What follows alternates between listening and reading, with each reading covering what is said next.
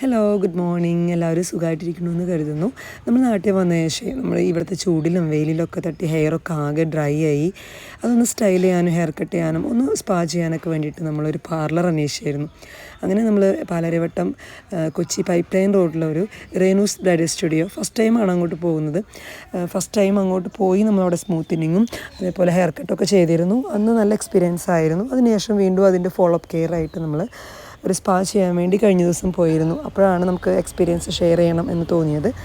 ഇതൊരു പെയ്ഡ് പ്രൊമോഷനൊന്നും അല്ല, എന്നാലും നമ്മുടെ എക്സ്പീരിയൻസ് ഷെയർ ചെയ്യാം എന്ന് വിചാരിച്ചിട്ടാണ് കേട്ടോ വീഡിയോ ഇടുന്നത്.